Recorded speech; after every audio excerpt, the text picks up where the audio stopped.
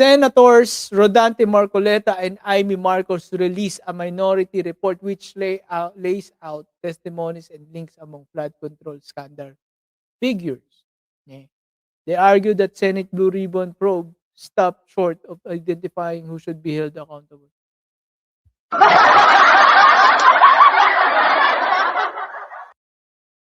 Si Diskaya nga hindi nga sinasabi na magkakilala sila. Ba't may araw diyan? Ba't may araw diyan? Sobrang kumag 'to. Henry Alcantara at si Ako Bicol Party List, meron ba? Meron bang koneksyon?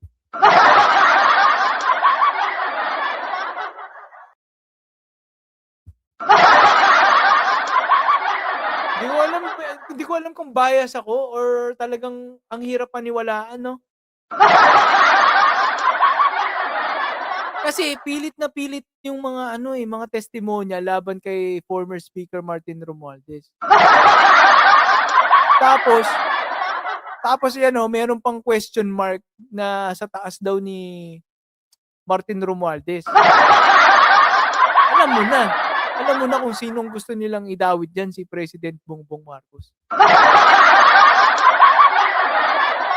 Sige. 'Di ba? Bakit ang mga tinuturo ni Henry Alcantara sila Jinggoy, Bong Revilla, sino pa? Si Chis Escudero, si Joel Villanueva. Sino ba ang nasa taas sino ba ang mga kasama sa litrato? Nung pumunta sila sa Senate, 'di ba? 'Di ba? Sino ba ang kasama nila Jinggoy? Tingnan niyo, may papakita ko sa inyo. Actually, meron akong ginawang video rin dun kaso mahaba eh. Gusto niyo ba panoorin? Balita at kaalaman din 'yun. Ito, mahaba 'to. Maganda dito, dinetalye ko na yung lahat-lahat, no? Yung kahapon nangyari. Ayan. Nasaan na yun? Ito ba yun? Ito, 8 minutes to, guys. Meron ba talagang bagong... Ayan na. Ito, kasi sasagutin nito yung paratang nila Amy yan. Panoorin natin. Mabilis lang to. 8 minutes. Bilis lang yan. Ayan panoorin nyo Meron ba talagang bagong testigo na lumutang dito, no, laban kay former Speaker Martin Romualdez? And po ang hihimayin natin dito sa video na ito, yung mga kaganapan dyan sa Senate Blue Ribbon Committee. Tara, let's do this! Sa mga hindi po kasi nakakapanood ng kaganapan sa Senado, ayan po, meron dalawang witness di umano. Tinuro po itong si Curly Discaya na nakita daw di umano dun sa South Forbes na property na kanila pong inuupahan. Tapos pinapaalis na sila at ito nga daw pumunta si Curly Discaya bilang isang contractor ng bagong nakabili. At binanggit niya nga daw po na ang bumili daw, sabi po ni Curly Discaya di umano, ang bumili daw ng property ay Romualdez daw. Gayunman, itinanggi po ito ni Curly Discaya, hindi po daw siya nakakapasok pa dun sa South Forbes, At yan po ay sinabihan na agad, kinomentohan na agad ni Panfilo Lacson, kung credible ba tong mga witness di umano. Ito po ang sinabi ni Panfilo Lacson. Hindi naman ito enough to implicate or to implead former speaker. I repeat, hindi ito enough. Itong information is not enough to implicate, not even implicate the former speaker.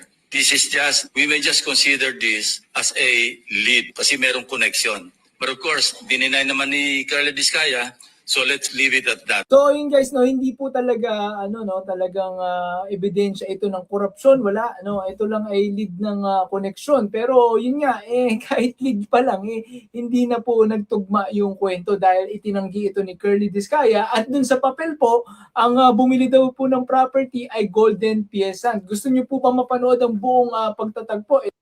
Ayun, Golden Peasant pa ang bumili Tapos ang layo pa po nung connection kay former Speaker Martin Romualdez kasi ang major shareholder o majority shareholder ng Golden Peasant hindi naman po si Martin Romualdez. Diba? So ang gulo, Ayan, panoorin po natin ha, sa mga hindi po nakapanood ng kaganapan kahapon, ito na po, suma total na 'to. Ito po, panoorin po natin. Pareho kayo na ina-identify nyo na siya mismo yung kaharap ninyo na sinasabing ang may-ari ng bahay, si Speaker Romualdez, at kailangang umalis na kayo? Kindly answer, use the microphone. Tama po, Tama po, sir. So maski ngayon, Merong nagturo, oh. Yun yung isa sa mga binanggit ko dito, may nagturo eh. Tama po.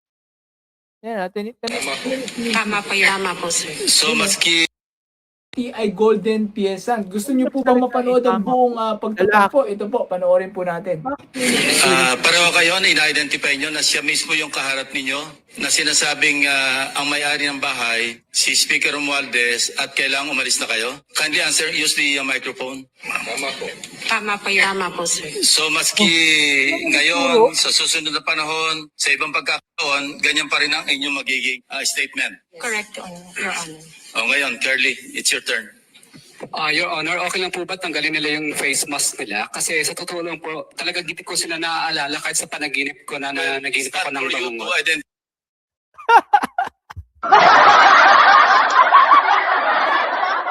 Ba't kaya may ganun pang komento si Diskaya, no? Buti.